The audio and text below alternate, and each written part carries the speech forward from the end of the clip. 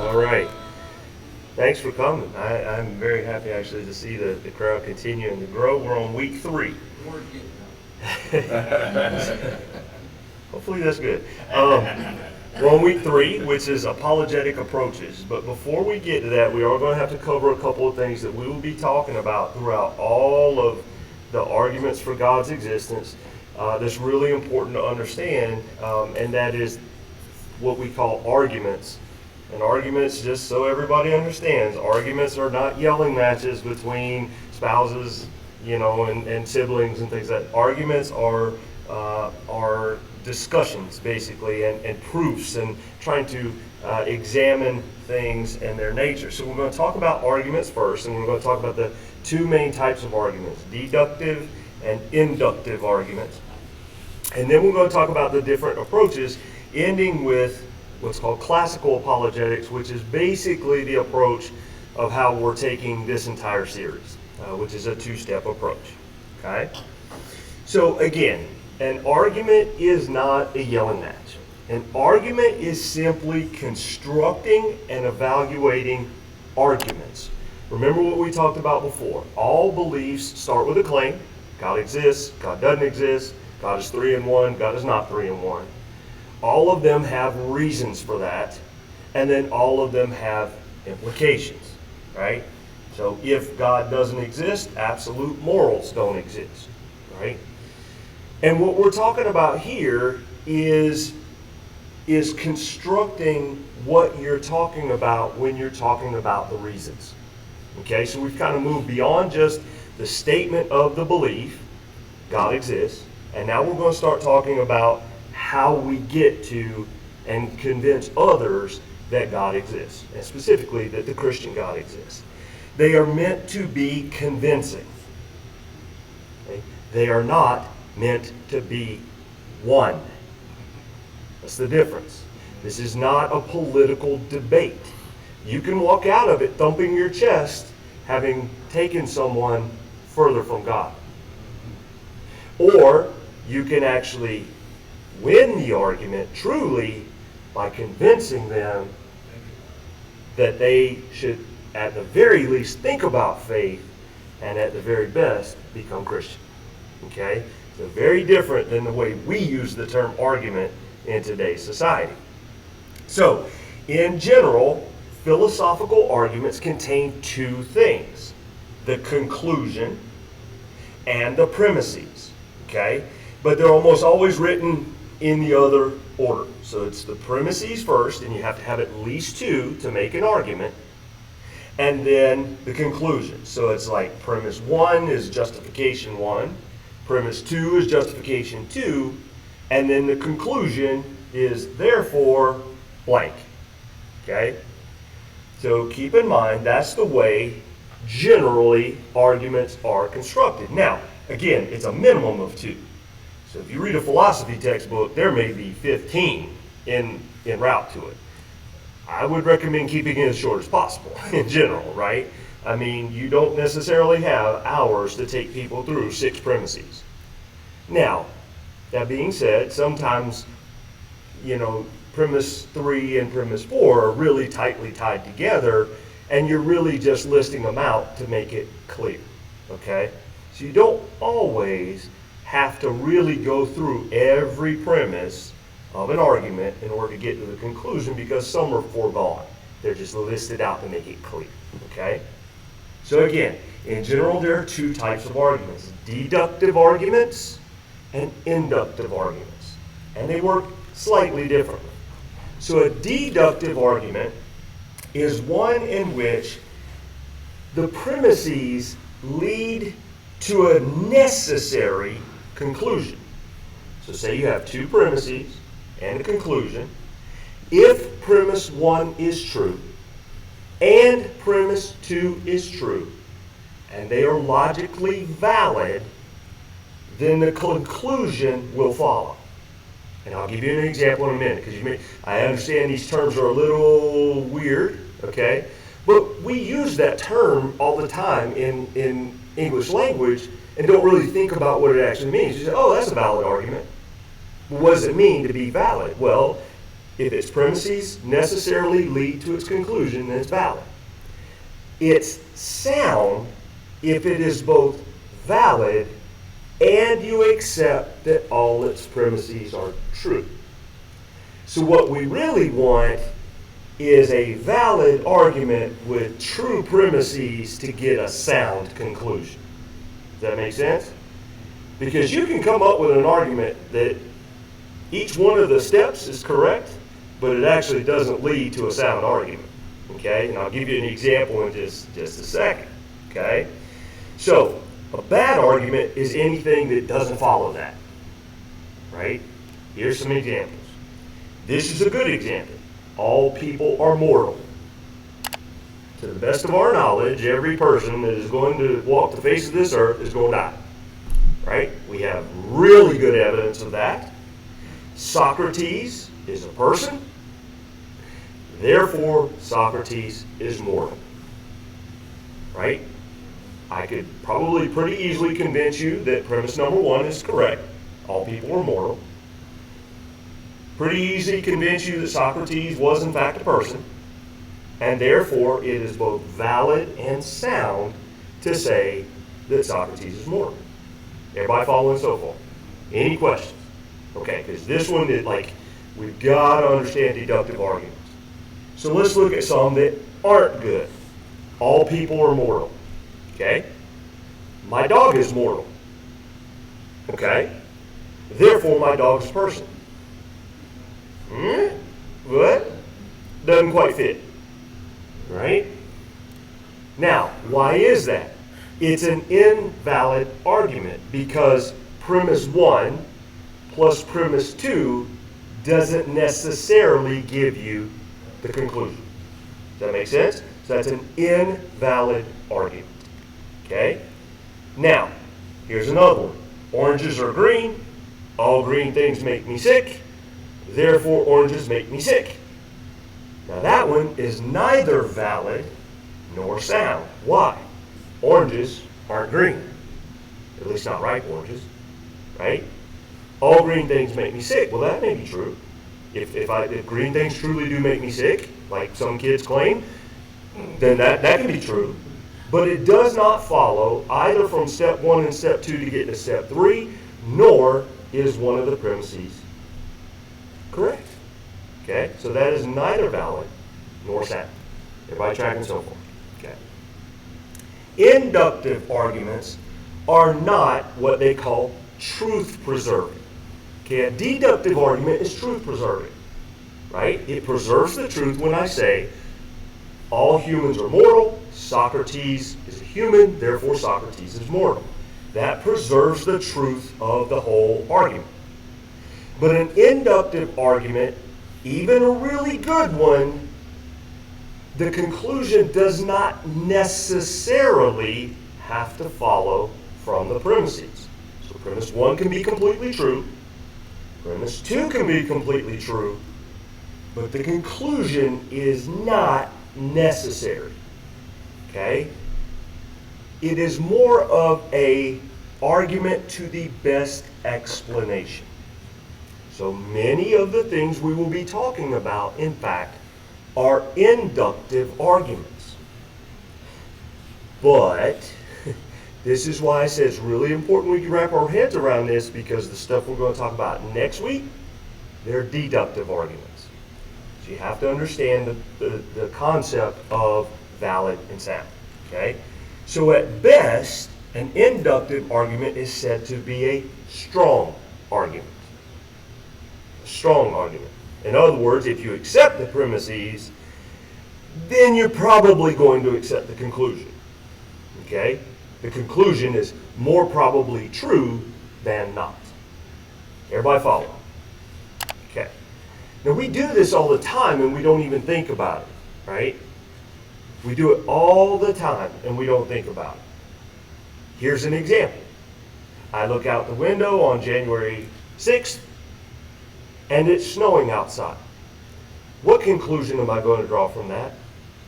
It's cold. Right? Why? Because I know every time I've seen snow outside the window, it's cold. Does it absolutely have to be cold? Well, it can actually be above 32 degrees and be snowing, right? But my pregone conclusion, or my inference to the best explanation, my inductive reasoning tells me it's going to be below 32 degrees. It does not have to be, however. It's just more likely, okay? So again, we're talking in inductive arguments about the strength of an argument. So it's either a stronger argument or a weaker argument. Now, why is this the case a lot of times in apologetics? Who here was there when God created the heavens and the earth? By show of hands? Exactly. What scientist was there when God created the heavens and the earth? Exactly. Okay? So the reality is we're actually reasoning from the strongest arguments. And my take on it is that our arguments are stronger than atheistic arguments for many, many reasons that we'll cover in the following week. Okay? Now, one specific type of inductive argument is called an argument by analogy. And we do this a lot of times too. It's the way of comparing two different things that share something in common, and therefore we can infer that they share something else in common too. Okay? So, an example of that is watches exhibit order, function, and design. They have a creator. The universe exhibits order, function, and design. Therefore, we conclude that the universe had a creator. Is it a proof? No. But it is an inference to the best explanation. It's an inductive argument by analogy, right? We used the function, order, and design of the watch and of the universe. We know they have those two things in common.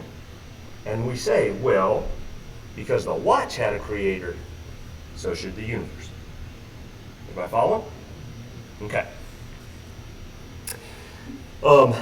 The stuff we're talking about today is going to come from that book, The History of Apologetics, and Mapping Apologetics, as well as a couple of others. So let's start getting into the different ways in which, over the centuries, people have done apologetics. Now, the first thing I'm going to tell you is the earliest apologetic writings were in the 200s, in the second, third century AD.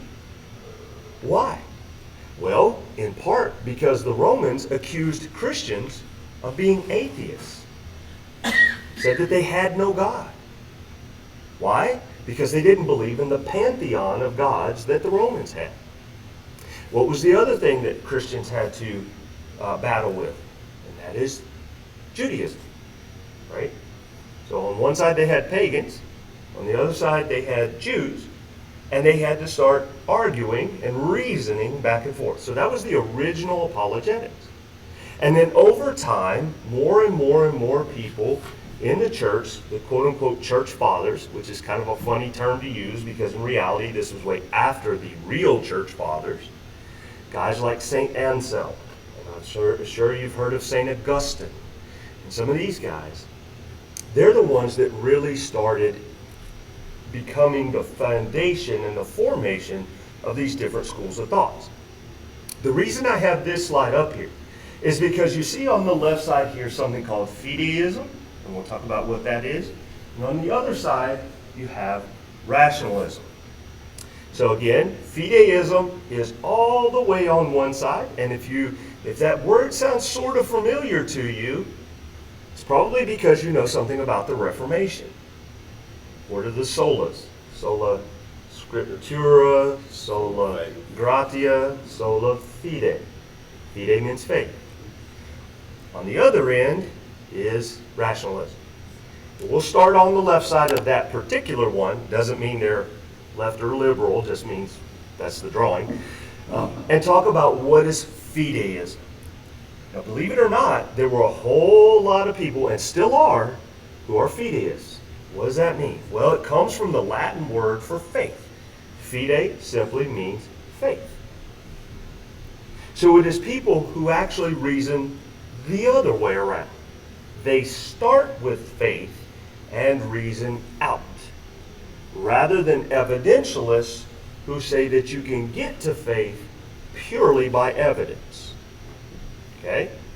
So, faith and faith alone, according to a fideist, is the only way to properly understand Christianity. Now, as a little aside, I was looking back through some of the comments of some of my previous videos. And one guy basically said, faith is just, belief in anything magical that you want. Now, one part of me, as the apologist, wants to say no. Faith is what reason leads your heart to ultimately accept. But the other part of me has a little bit of fideism in me, because I do understand that ultimately I do have to say, can I prove any of this? No. I at some point have to take that step of faith in order to really understand it. Right? The funny thing is, let's talk about proof for just a second. Can any of you prove anything? Virtually not. Everybody's heard of Descartes, right? You've probably heard of Cartesian certainty. What Descartes said was, I think, therefore I am. And he basically said, that's the only thing I can prove. Okay? So proof is really, really hard. And so fideists say, don't try. Have faith. And then we'll reason out of that. So reasoning is a strictly intellectual pursuit that reaches its limits when it tries to deal with God. They don't say you can't use reason for anything. They just say, look, God is so far beyond reason that you just simply have to have faith. Okay? In fact, Martin Luther could be said to be a fideist. Now, I know you guys probably can't read this too well, but I want you to hear what he says. And just listen to what he says based on what we just learned about fideism. He says, any attempt to fathom and comprehend such statements with human reason and understanding will avail nothing. For none of this has its source in the reason that there was a word in God before the world's creation, and that this word was God. That, as John says further on, this same word, the only begotten of the Father, full of grace and truth, rested in the Father's bosom or heart and became flesh. And no one else has ever seen or known God, because the Word, who is God's only begotten Son, rested in the bosom of the Father and revealed him to us. Nothing but faith can comprehend this. Now, I don't know about you, but there's some degree of what Martin Luther's saying here that I think is probably right. It is oftentimes said that God can be apprehended, right? We understand that God exists, but we can never fully comprehend God. So to some degree, fideism has some validity to it.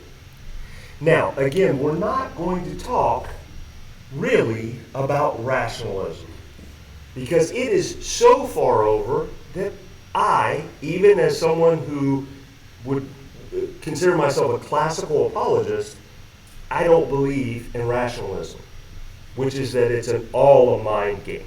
It's all a mind thing. I think it's a combination of mind and heart. So the next one we're going to go to is evidentialism. Okay? Now, evidentialism is basically starting with the understanding that Christianity is based in history and historical facts. Now, historical facts can't be studied like taking hydrogen and oxygen together to make water, right? Because that's a scientific thing you can repeat over and over and over and over. By definition, history is an event. Although, oftentimes, at least nowadays, it seems like that history is repeating itself. But, nevertheless, a historical event, right, can't really be exactly repeated. So, it's harder to study. But if anybody ever says to you, and there are atheists out there who say it, that we can't really study history, That is incorrect. Okay? Evidentialism uses the fact that Christianity, above all other religions, is rooted in history, and specifically rooted in the factual verification of Jesus' death on the cross and his resurrection on the third day. As Paul says, if that didn't happen, then all of our faith is in vain. Okay? Now, evidentialists, if you read their writings, oftentimes write like it's a legal case. Right? And because it is a study of history predominantly, it is almost always an inductive argument. It is an argument for the best explanation. Right? Because atheists, for instance, will say, well, the resurrection, in reality, that was people hallucinating. Or, Jesus was never dead, right? Whereas the evidentialist apologist is going to say, no, that's not the inference to the best explanation. Okay? That's why I started with deductive and inductive arguments, right? And again, it all hinges on probability. Okay? Some modern guys that are evidentialists, Gary Habermas, he was actually one of my professors at Liberty. He is the world's foremost resurrection expert. Josh McDowell and Sean McDowell are both evidentialists. And if you ever want to really dig into all the evidence for Christianity, that book, Evidence That Demands a Verdict, is amazing. I will tell you, it's going to take you about a year to get through it. Okay? It's really slow reading. Okay? So, everybody understand the difference between, on one side, Fideism, on the other side, Evidentialism. Right? Fideists basically said, I'm not going to try to prove it, because you can't, because it has to be from faith. Evidentialists say it's rooted in history. We're going to give you the best explanation for that. Closer to Fideism is something called presuppositional apologetics. To me, as a scientist, this, believe it or not, is really, really important. Now you just look at the term there, presuppositional, and you got to ask the question, well, what is a presupposition? Well, we talk all the time about I presuppose or I suppose, right? A presupposition is information that's being taken for granted. Like right now. I have the presupposition that you all speak English and understand English and can comprehend English.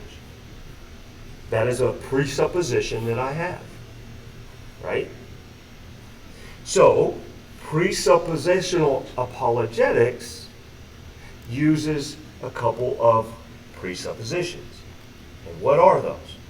Well, it's deeply rooted in how we know what we know. How we know what we know, if you remember from the first week, is something called epistemology. How do Christians know what we know? How do Christians know what we know? It's right here. God revealed the absolute truth. Okay? God revealed himself as a God of reason and a God of order. So we take that, if you're a presuppositional apologist, as being the source of all reason and order and logic. Okay? So what they say, what presuppositional apologists say is, you can't have reason or logic without God. And this is where I would agree with them. As a scientist, I would agree with them. Okay? Because to me, all facts ultimately, and all order especially, point back to God. It's like Bodhi Baucham said, when people come up to me and say, you don't believe that whole God made the heavens and the earth in 7 days, do you?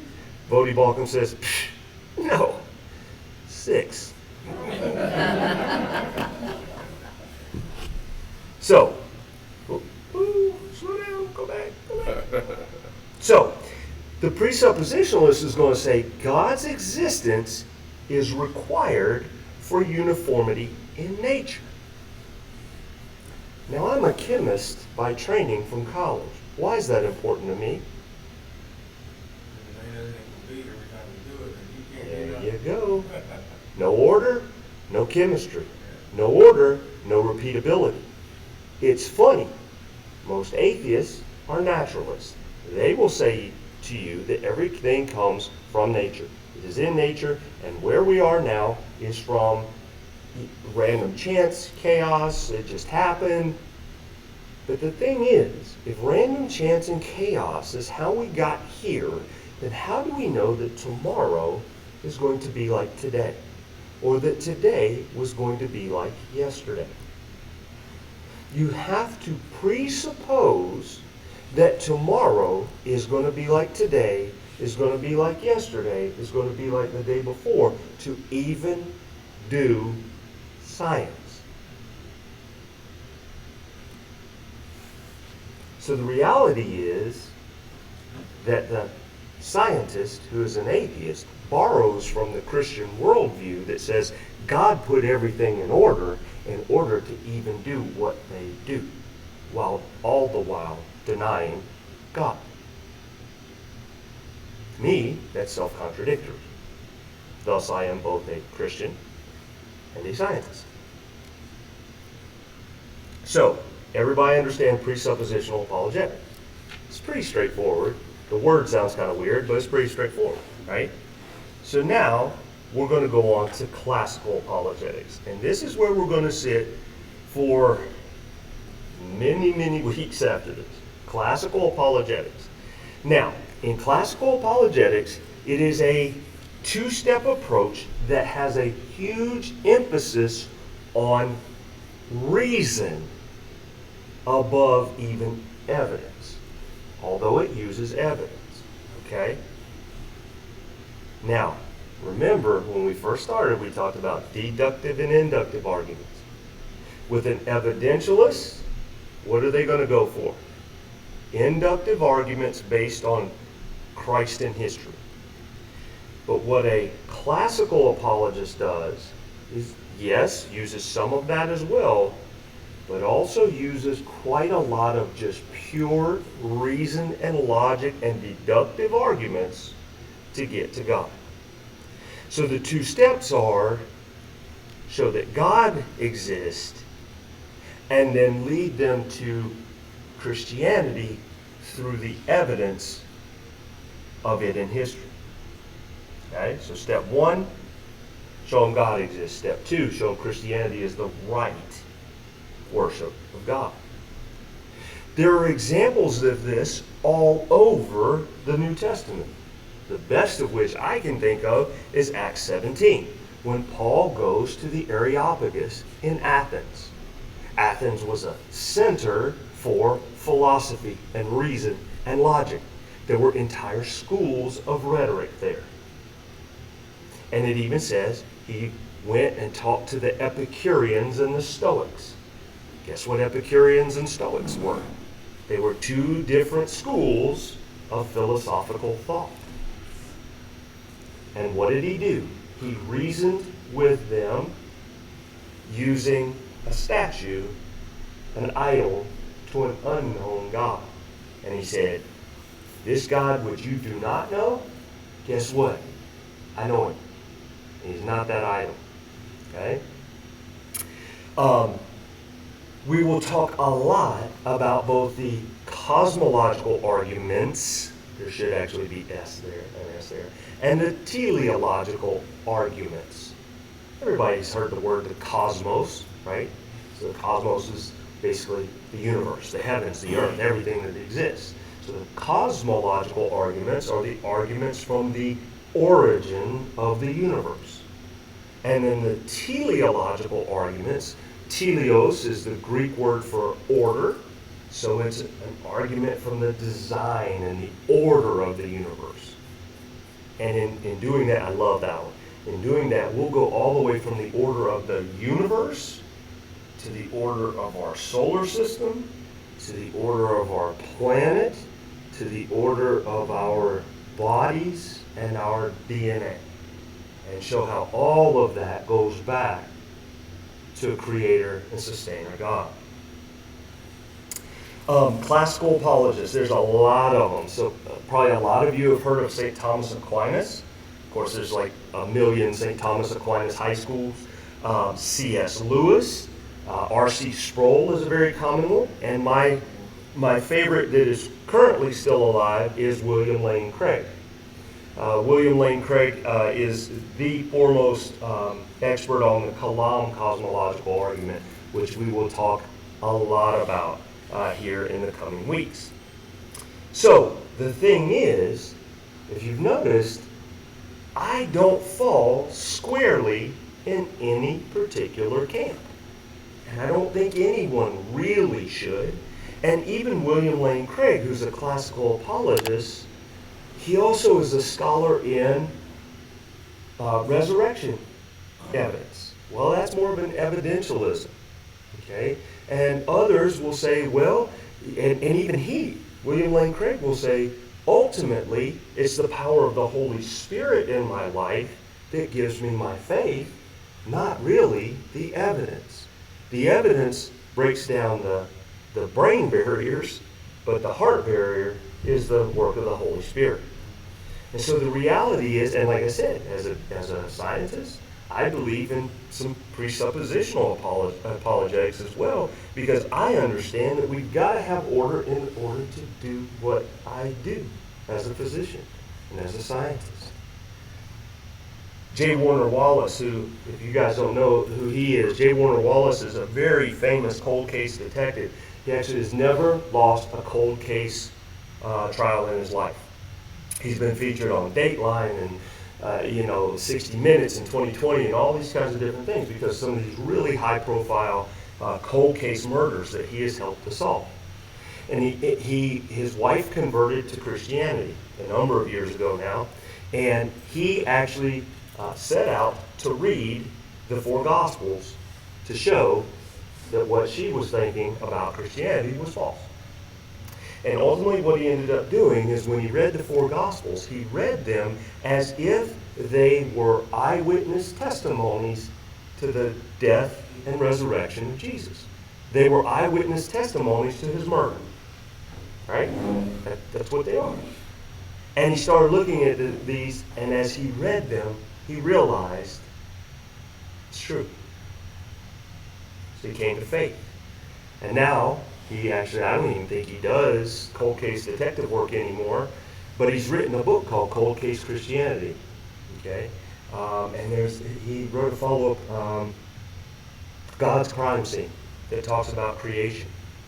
But what he says is there's no bad way to defend the truth. Now, in reality, I would actually say there is. And that is if you're not remaining faithful to Jesus Christ in defending the truth, then you're wrong. I think what he's getting at is Fideism, presuppositional apologetics, classical apologetics, evidentialism. None of those are bad because you're always defending the truth of the life, deity, death, and resurrection of Jesus Christ. So with that wraps up tonight. So tonight, not too heady.